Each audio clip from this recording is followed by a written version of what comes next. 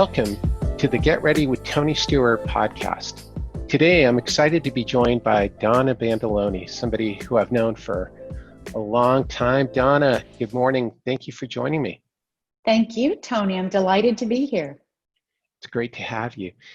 So just a couple notes for our listeners. The Get Ready podcast format is changing to cover each month's Get Ready financial calendar item, which is designed to help you stay financially prepared. This month's action item is about having a family financial meeting.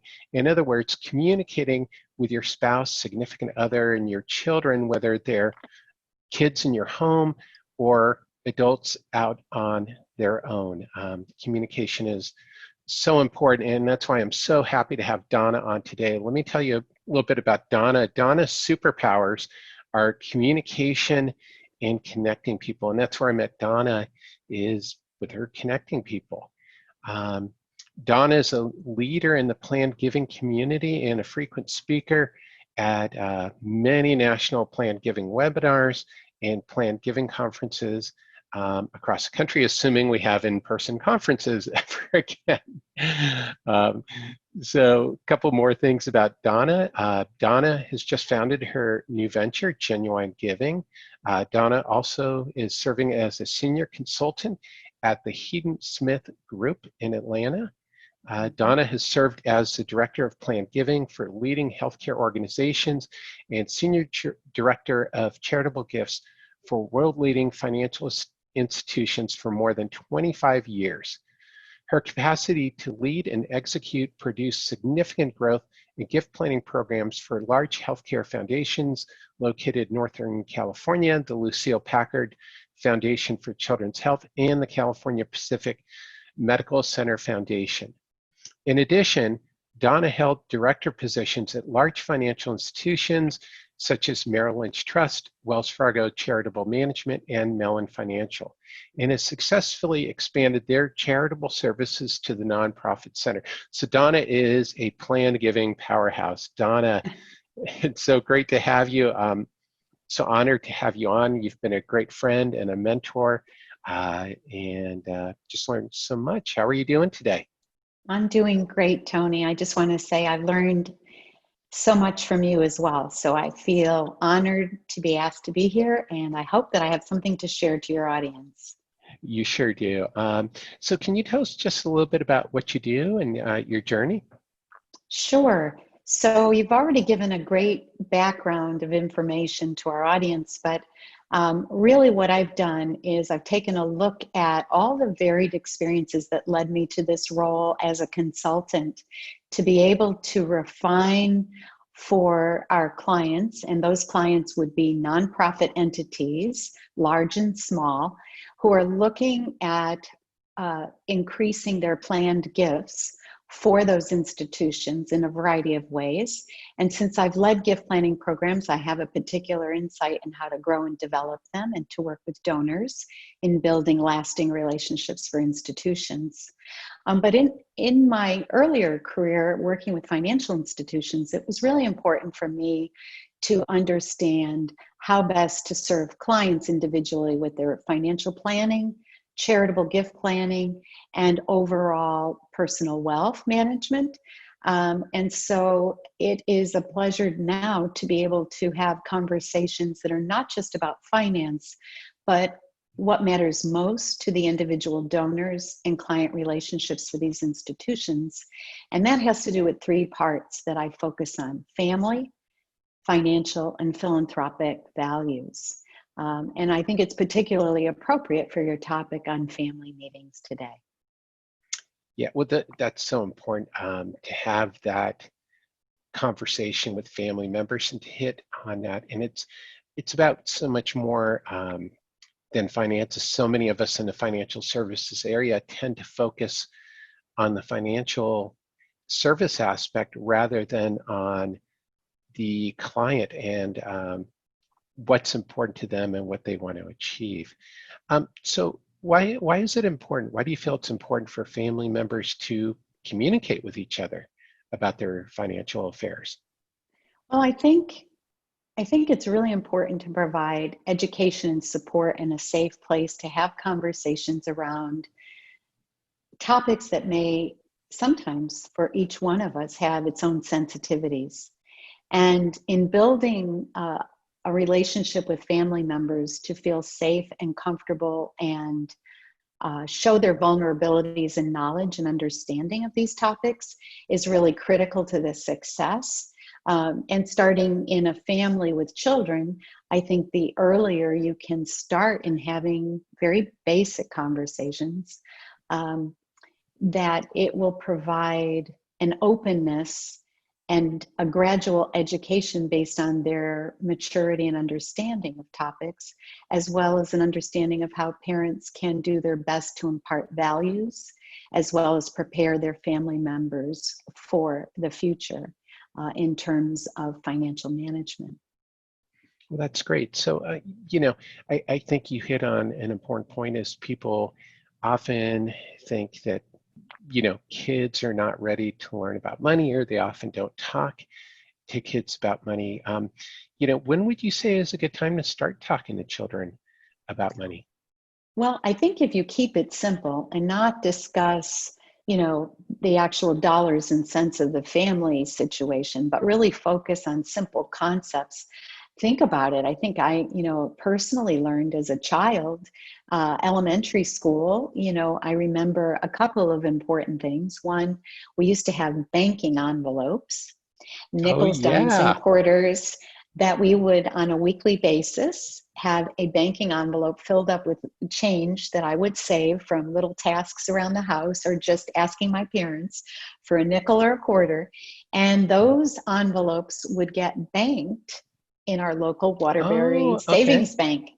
So there were two things. There was banking envelopes and there was milk money. Hmm. And I remember learning about making change and having change available to me for those purposes. Hmm. And I think basic concepts that children can relate to make it easier for them to start to have a knowledge and understanding of concepts such as spending. Hmm. Mom and dad may give you a quarter, and of that quarter, maybe it's $1 today. But in my age group, it was a quarter, which was a lot of money at the time, 25, 50 cents, and $1 was a big deal. But a Hmm. part of each dollar that parents might give you, that there's an option of either learning about best ways to spend, what does that money go for? Save, maybe a portion of it we want to save. In this case, the banking envelopes was that example that I Hmm. remember. And then also to think about giving Hmm. and donating and teaching children a little bit more about if we have enough for ourselves, what about others? And how can we make a difference with our dollars and cents? But there are, basic concepts you can start with that have more to do about your own family, its heritage, its knowledge of what they've learned from their parents and grandparents. And sometimes those traditions that are passed on are a great way to start conversations.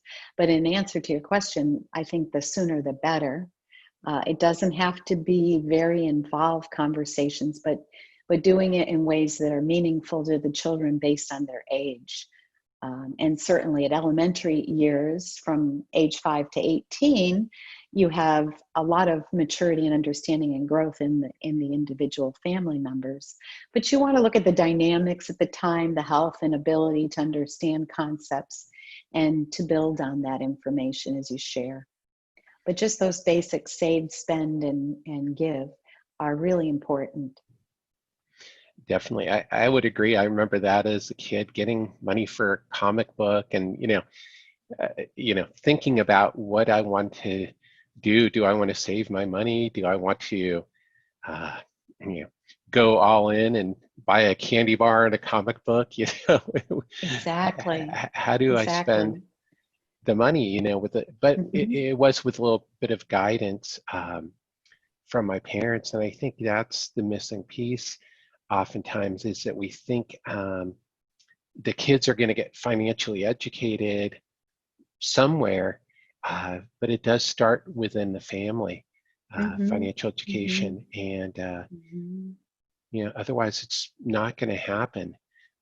So unfortunately, financial literacy is not a mandated part of our educational system. Um, I think that would make a difference, but that's a whole other subject. So, one of the things you hit on is that the conversation changes as the kids grow older. What do you see as some of the, rough benchmarks where that happens, and how does that happen?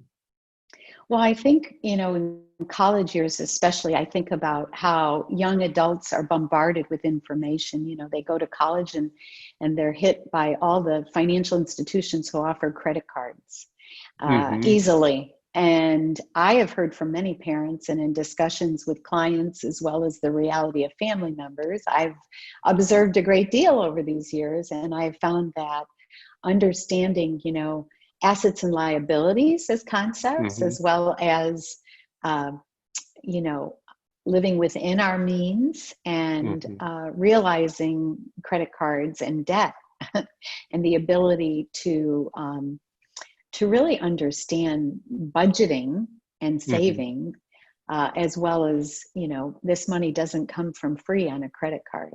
And it's not, an automatic ATM that's endless, but rather it has its limitations and its Mm-hmm. expectations that if it's parents contributing to this money while they're in school, I think there needs to be a shared responsibility and accountability for how the funds are spent and saved. Definitely, I would agree. I know I got into a little bit of trouble with a credit card, in college. Is I thought this is great. I've got all this money. I'm really rich. I take my friends out to dinner, Yeah. and everything. Fortunately, the credit limit was really low, and so I was able to manage the payments and eventually pay it off when I got my first job. But yeah, you're in college and you're not really thinking, at that age, you're not thinking about long-term consequences. And I think that's a big part of it is um, communicating with your college students that, you have to think beyond 4 years or 5 years. At Yeah. that I age. I was just going to say, I think the other thing is really helping these young adults understand the institutions that are part of the process, from Mhm. banking, savings, credit, establishing credit in the best possible ways as they are young adults.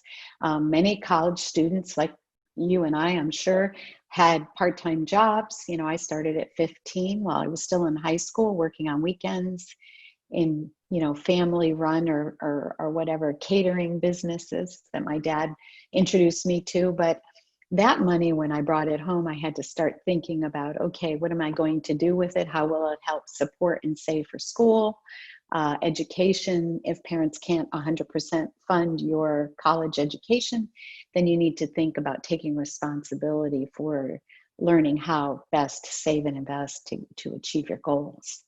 Yeah. Definitely. Well, and even budgeting. I know when I went to college is that, even though I received, my parents paid for tuition and Mm-hmm. the housing, is that everything else, I had to budget for. I had to make sure I had food. Exactly.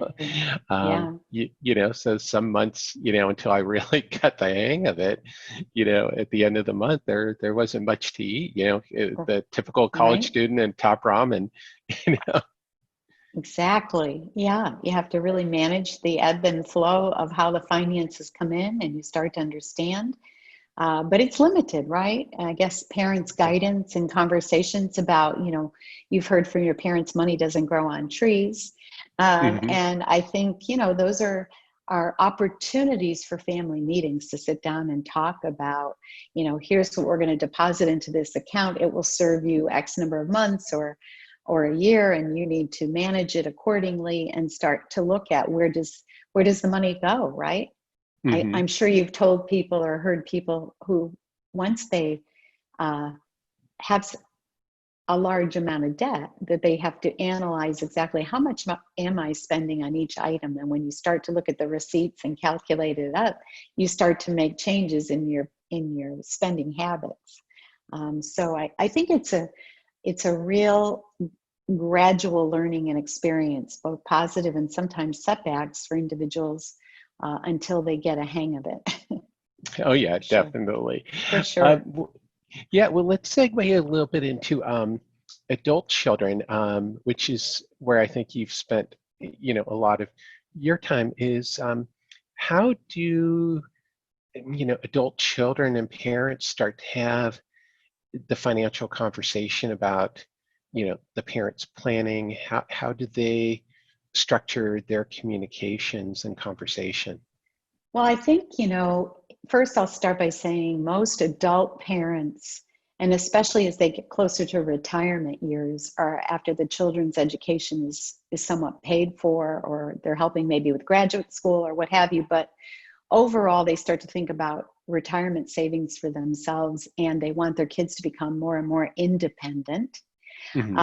And it's an important conversation if, in fact, these family members have a family business, or they have a conversation regarding, what is meaningful to you. Each child may have a whole different set of goals and objectives, personalities, management ideas of how they want to live their life, how they want to work, and so forth. So I think parents typically want to make sure, as part of their goals on the financial side and family, what will be their financial responsibility as these young adults get off into their world. Will they marry, have a two family income? Um, they want the best for their children, is my Hmm. experience overall. But many people, especially today, people don't want their kids to have too much either. So that Yeah, there's some limits set and conversations about, it is your responsibility to take over, for your own individual family goals, for your desire to pursue your career, as well as keep the responsibilities and learn more about savings, investing, the whole concepts of owning a piece of real estate. Sharing more education is what I find, especially when it comes to debt, family businesses, assets, versus just the ebb and flow of cash. definitely. Yeah, well, that's a great point because the whole nature of the conversation does shift about what the emphasis is on towards assets rather than savings. And then I think the other big question too is I think where you're focused on a lot is, as you mentioned, parents are concerned about passing on too much money to their children and that planning. So when parents start doing, their sophisticated or any estate planning is, how do they bring the kids into the conversation? And conversely, how do adult children start to bring up the conversation with their parents who are, in their 70s and 80s so that both generations understand final wishes? Adult children can start helping their parents to be, on the lookout for elder financial abuse. I mean, Mm-hmm. how do you get into that conversation? Because there's definitely a generation where they don't talk about money. Uh, Right. And the generation that my parents didn't talk a lot about money. And that really pushed me out to learn on my own. And actually, part of my career transition, why I initially got into financial services, was really to learn how to be financially independent myself. And as a woman, I realized that it was even more important for me, um, to be able to be responsible for myself, to pursue career options that I could afford, to invest in myself as well as my education. And that the more independent that I could be, the more successful, in my mind. That was my mind. mhm. Not everybody thinks that way, but I think it's important as families are becoming more seniors to analyze, how does this family want to be remembered? Have that conversation with their Mm. children. What are the takeaways, that it's not about the dollars and cents, it's really about the values. And children learn very early on from their parents about their values, where they put their emphasis on, whether it's education, charitable giving, an understanding of independence, family business leadership, mentoring. There's just a whole wide array of various values to give back to society, social capital versus just focusing on the individual, the me generation, right? But it's really important that children understand their parents too have goals as they prepare for retirement, that they want to maximize all that they've done through their working years and career opportunities, not only to make their children independent and educated to survive the best that they can, but also to take care of themselves in retirement and really make the most of what their assets are as they age, while engaging their children in conversations about what does this family stand for? How do we want to be known? I think that's a really good question, and it takes different kinds of activities coming together, whether it's at holidays, such as Thanksgiving's been used as an example for many families of wealth, as well as just normal families coming together over holidays, because kids are so transient these days with their careers cross country. I'm an example of that, leaving Connecticut in my 30s and really having to be responsible later in life for my mom's health care. I mean, these are things I would have never thought about, but it forced me to really become knowledgeable about how to take care of myself, but also to take care of my parents when they were really leaning on me for that guidance and direction, especially with health considerations. I think health is a big segment of what determines some of the conversations for family members, even early on, how to take care of each other as well as themselves. So. Well, that's great. Well, let me ask you one more question on that is, how could adult children approach it with a parent, who's a little bit reticent to have that conversation, where, realistically, if that parent's approaching 90, is they may need some help with their financial affairs to make sure they're not a target of elder financial abuse, or to understand their healthcare directives, or just to know where their will and trusts are so that they can know what to do. How do you approach that?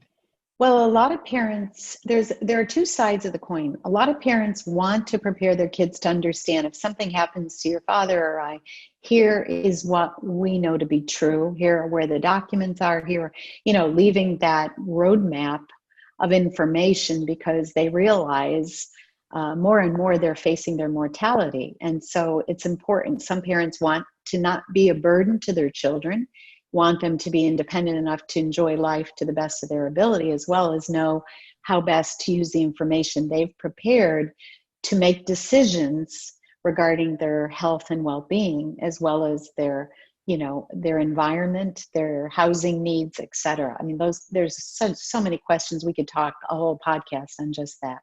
But then there are other parents who are dependent on their children for their every move. And so it's a give and take depending on family dynamics and circumstances. But I would say my parents, especially my dad, when he was ill, really came to me and asked me to sit down with him to talk about, and presented me a lot of information that I hadn't seen so that I could help not only him and my mom, but things like inheritances from family members, how to prepare with medical and health information, insurances, estate planning, wills and trusts, and insurance, looking at all these elements. What do we save and keep for later years, or what do we remove now that we don't have the risk associated with these types of assets? So there's lots of conversation. And if your parents are willing enough to share that, that's wonderful. Not every family has that dynamic. Others might lean to corporate trustees and other types of family office or other types of structures, depending on the wealth, to provide an infrastructure for those children to either be involved early on and continue to take on more and more responsibility. It all depends. Yeah, well, I guess, that I think the minimum that parents can do or children can ask for is just to know where documents are. Exactly. Very basics. If the parents don't want to have the conversation, and it is everybody's right People have different levels of comfort about how much they want to share, even with their children, for a whole variety of reasons. And as you mentioned, we could definitely spend a whole hour talking about family psychology around It's money. very complex. Yeah, Yeah. very complex. But very important to start early on, to create an environment that welcomes these conversations. And that's not always so easy. So you have to keep it more conceptual, with activities that help define these concepts, not specific to dollars and cents. But when it's time, parents will reveal those assets and liabilities so that their children have a better understanding of what the family goals are and how best to maximize the situation. Yeah. Definitely. Well, so what's your, this is a question I ask all my guests, what's your number one tip on being financially prepared? Be educated I about love it. Be educated about sources of information, because knowledge is power, and then live within your means. That to me goes hand in hand. That's so simple. And that's why I always tell people knowledge is power. I mean, that's just so important. That's great. Thank you so much for sharing this information. And your thoughts on family communication has been wonderful. So where can people learn more about you and what you're up to? Well, thank you for asking that question. It's still evolving, Tony. Right now, I'm building my own consulting practice apart from Heaton Smith, so I'm not ready to launch that yet. However, I have aligned with Heaton Smith because it is the closest way that I've identified my values match with an organization that puts its clients first, that understands family, financial, and philanthropic values. And that's what guides me. So Heaton Smith Group is the website, or www.heatonsmithgroup. And if anyone wanted to email me, I'm Donna@heatonsmithgroup.com. And I look forward to any questions or ways in which I can continue to be a resource to you and to get ready. Fantastic. Well, thank you, Donna. And for our listeners, all those URLs and everything will be in the show notes, along with Donna's LinkedIn profile link. So if you want to connect and reach out to Donna, or just follow her and see where Donna's speaking next, I'd encourage you to connect and follow Donna. So Donna, thank you very much again. It's been my pleasure, for sure. Thank you. And thank you again for everybody for listening to the Get Ready with Tony Steuer podcast. Please remember to subscribe. Until next time.